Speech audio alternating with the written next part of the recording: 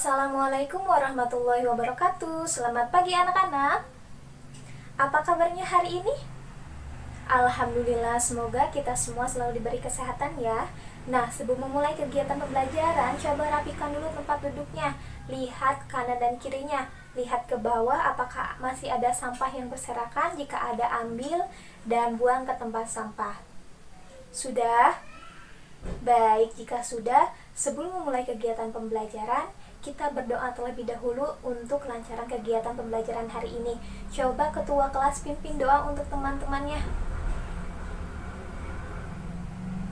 Amin. Nah, apakah ada yang tidak hadir hari ini? Hadir semua? Alhamdulillah jika hadir semuanya.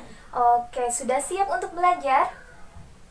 Wah, kurang semangat nih sepertinya. Untuk menambah semangat kalian dalam belajar hari ini, kita mulai pembelajaran hari ini dengan melakukan ice breaking terlebih dahulu.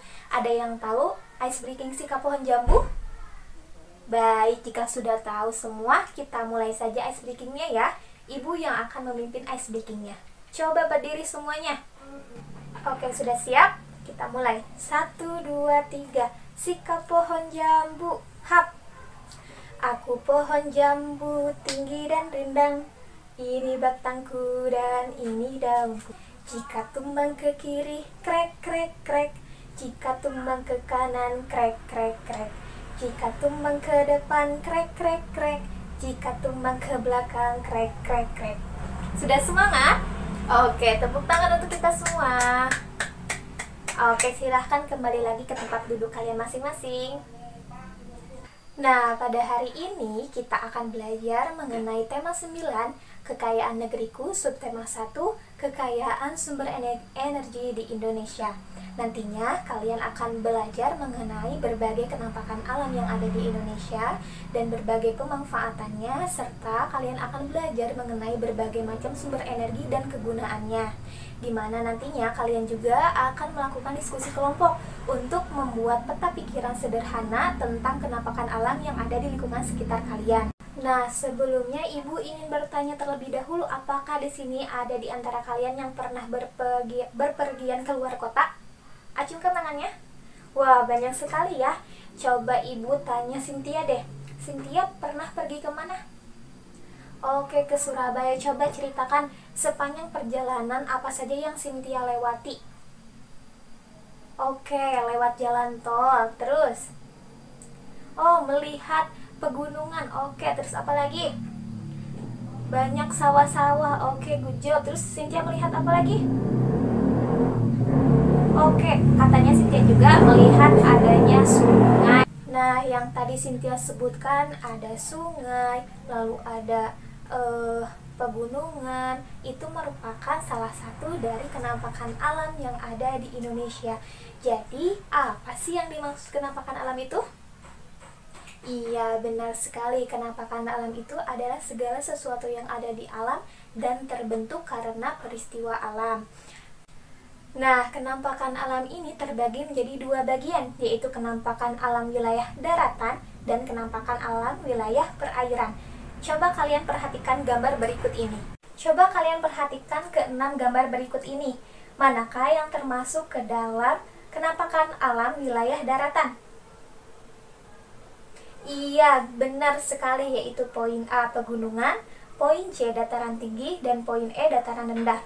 Lalu sisanya yaitu poin B, poin D, dan poin F merupakan kenampakan alam wilayah perairan, yaitu ada danau, ada teluk, dan juga ada sungai. Nah, berbicara mengenai kenampakan alam yang ada di wilayah perairan, tadi kita melihat ada danau. Danau itu merupakan salah satu dari kenampakan alam. Nah, danau ini merupakan genangan air yang sangat luas yang dikelilingi oleh daratan. Danau ini menurut proses terbentuknya dibagi menjadi dua macam, yaitu danau alami dan juga danau buatan. Nah, tentunya adanya danau ini tentu memberikan manfaat bagi kehidupan manusia. Ada yang tahu apa saja manfaat danau untuk kehidupan manusia? Oke, silahkan diri. Oke, good job. Katanya danau untuk mengairi sawah. Siapa lagi? Oke, silahkan Mohtar. Oke, good job. Katanya danau juga untuk apa? Budidaya ikan. Siapa lagi yang mau menjawab? Acungkan tangannya. Oke, silahkan Cynthia. Oke, good job. Katanya danau untuk sumber air bagi masyarakat di sekitar danau. Ternyata banyak sekali ya manfaat dari danau itu. Tadi sudah disebutkan oleh teman-teman kalian. Dapat disimpulkan. Jadi manfaatnya itu apa aja? Satu, apa? Iya, sebagai sumber air bagi pertanian. Yang kedua adalah sebagai sumber air minum bagi masyarakat. Yang ketiga adalah sebagai tempat budidaya ikan. Yang keempat sebagai tempat rekreasi. Dan yang kelima juga, danau bisa dimanfaatkan untuk pembangkit listrik tenaga air. Ada yang tahu pembangkit listrik tenaga air itu apa? Atau ada yang pernah mendengar? Belum ada? Baik, jika belum ada, Ibu akan membagikan teks mengenai pembangkit listrik tenaga air. Coba Ibu akan bagikan teksnya ya. Nih, bagikan ke belakang. Ya. Sudah mendapat semuanya? Baik, jika sudah, coba perhatikan teksnya. Pemanfaatan danau untuk PLTA. Danau merupakan salah satu kenampakan alam wilayah perairan. Banyak sekali manfaat dari adanya danau. Salah satunya bisa digunakan untuk PLTA. Pembangkit listrik tenaga air atau PLTA merupakan pembangkit tenaga listrik yang mengubah energi potensial air menjadi energi listrik. Mesin penggerak yang digunakan adalah turbin air untuk mengubah energi potensial air menjadi kerja mekanis poros yang akan memutar rotor generator untuk menghasilkan energi listrik. Air sebagai bahan baku PLTA dapat diperoleh dari sungai secara langsung disalurkan untuk memutar turbin, atau dengan cara ditampung dahulu dengan menggunakan kolam tando atau waduk sebelum disalurkan untuk memutar turbin. Indonesia hanya mengenal 2 musim, yaitu musim hujan bisa dimulai bulan November sampai dengan Maret dan musim kemarau pada bulan April sampai dengan Oktober, sehingga kondisi ini dipergunakan untuk proses pengisian dan penggunaan air.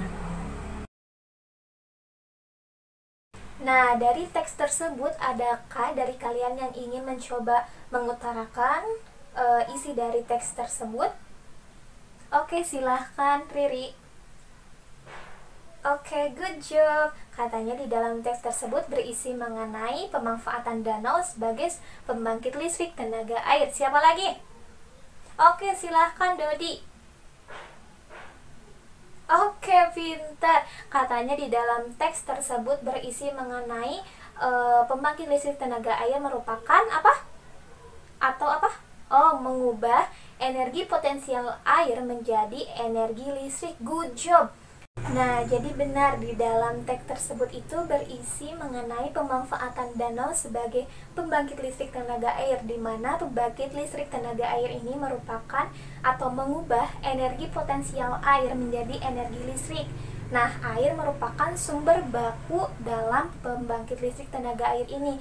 Air ini merupakan bagian dari sumber energi, di mana yang kita tahu bahwa sumber energi yang ada di bumi ini sangat banyak. Ada yang tahu apa saja sumber energi yang ada di bumi ini? Belum ada yang tahu? Baik, jika belum ada yang tahu, coba perhatikan video berikut ini. Kalian simak dan kalian pahami isi dari video tersebut ya. Halo adik-adik, bertemu lagi bersama Kak Elis. Hari ini kita akan belajar tentang sumber energi. Tahukah kamu apa itu sumber energi? Sumber energi merupakan segala sesuatu yang ada di sekitar kita yang mampu menghasilkan energi. Contoh sumber energi di kehidupan sehari-hari, pertama makanan.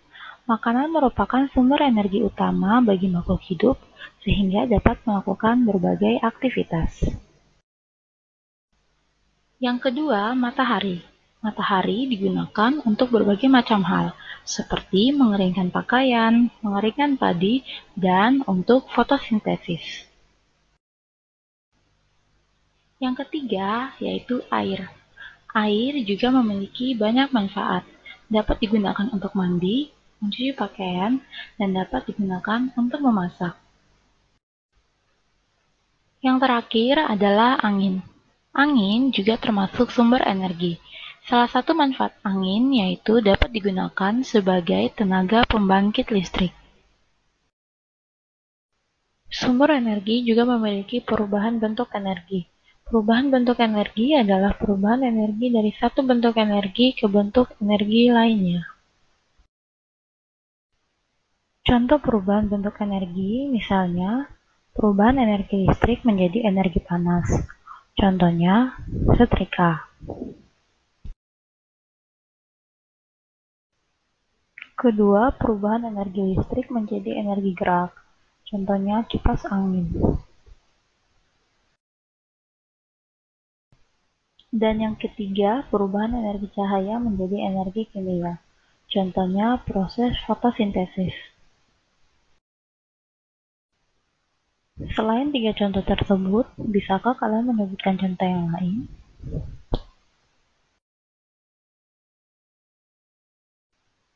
Yang berikut adalah sumber energi alternatif. Energi alternatif adalah energi yang dapat digunakan berulang-ulang kali. Sumber energi alternatif ini banyak tersedia di alam. Contoh sumber energi alternatif ada energi alternatif matahari, energi alternatif angin, energi alternatif air atau hydropower, dan energi alternatif panas bumi.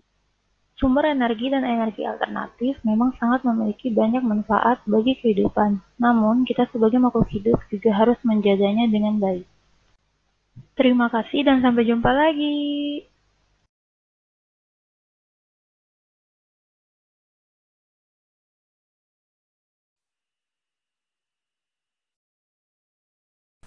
Sudah selesai menonton videonya?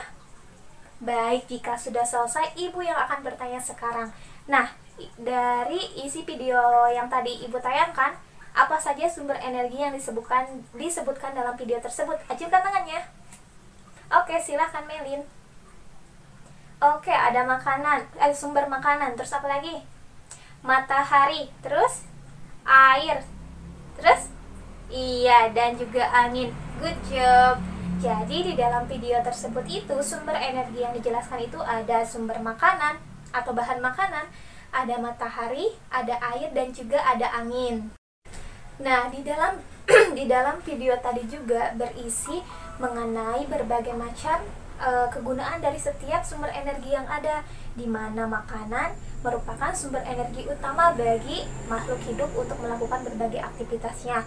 Lalu ada matahari yang digunakan untuk berbagai macam hal seperti mengeringkan pakaian, lalu mengeringkan padi, dan juga untuk membantu proses fotosintesis untuk tumbuhan. Lalu selanjutnya ada air. Air juga mempunyai manfaat yang sangat penting bagi kehidupan manusia atau bagi semua makhluk hidup yang ada di muka bumi ini, karena air ini bisa digunakan untuk berbagai macam hal, seperti untuk mandi kita membutuhkan air, lalu untuk mencuci pakaian, lalu untuk memasak, dan lain sebagainya. Lalu yang terakhir ada angin. Nah, angin ini bisa digunakan juga sebagai pembangkit listrik. Nah, sampai sini apakah ada yang ingin ditanyakan terlebih dahulu? Tidak ada? Baik, jika tidak ada, selanjutnya Ibu akan membagi kalian menjadi 4 kelompok, di mana kelompoknya sesuai dengan barisan saja ya. Ini kelompok pertama, kelompok kedua, kelompok ketiga, dan kelompok keempat. Sudah berkumpul dengan anggota kelompoknya? Baik, jika sudah, Ibu akan membagikan lembar kerja peserta didik yang harus kalian kerjakan secara berkelompok ya. Ibu bagikan terlebih dahulu. Nih. Nah, sebelumnya juga Ibu akan menjelaskan juga petunjuk atau langkah kerja yang ada di lembar kerja peserta didiknya ya, supaya kalian lebih paham apa yang harus kalian kerjakan. Lembar kerja peserta didik, di mana ada nama kelompok, kalian isi dengan nama kelompoknya, lalu ada petunjuk kerjanya, di mana yang pertama adalah berkumpullah dengan anggota kelompokmu, lalu yang kedua, diskusikanlah mengenai kenampakan alam yang ada di daerah sekitar kalian, yang ketiga, lalu amati pemanfaatan sumber daya alam yang ada di daerah kalian didasarkan pada karakteristik ruangnya, yang keempat, tuangkanlah hasil pemikiran kalian ke dalam sebuah peta pikiran sederhana, buatlah dengan semenarik mungkin.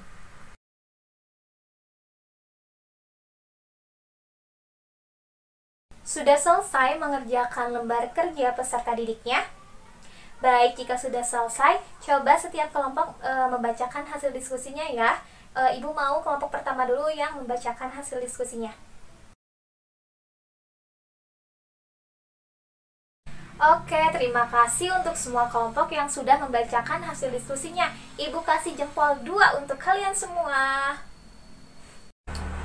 Nah, selanjutnya kita simpulkan saja pembelajaran yang sudah kita laksanakan pada hari ini, di mana kita sudah belajar apa saja tadi? Iya, benar, kita sudah belajar mengenai macam-macam kenampakan alam. Ada kenampakan alam wilayah daratan dan juga ada kenampakan alam wilayah perairan. Dan juga kita belajar mengenai pemanfaatan salah satu kenampakan alam yang ada di wilayah perairan, yaitu pemanfaatan danau untuk apa salah satunya? Iya, untuk pembangkit listrik tenaga air, di mana pembangkit listrik tenaga air ini mengubah energi potensial air menjadi energi listrik. Nah, energi air ini merupakan salah satu sumber energi yang ada di muka bumi ini. Walaupun sumber energi di muka bumi ini sangat banyak. Ada apa saja? Ada makanan, ada matahari, ada air, dan juga ada angin. Nah, selanjutnya di sini Ibu akan memberikan kalian hadiah, yaitu soal evaluasi yang harus kalian kerjakan secara individu. Kalau tadi kalian mengerjakan secara kelompok, kali ini kalian kerjakan secara individu ya. Ibu akan bagikan terlebih dahulu soalnya. Nah, coba perhatikan terlebih dahulu soalnya. Di situ ada nama, isi dengan nama kalian ya. Lalu ada kelas, isi dengan kelas kalian. Lalu soal ini terdiri dari 4 butir soal, di mana kalian mengerjakannya yaitu berupa soal uraian ya. Kalian kerjakan secara individu, jangan ribut. Selamat mengerjakan.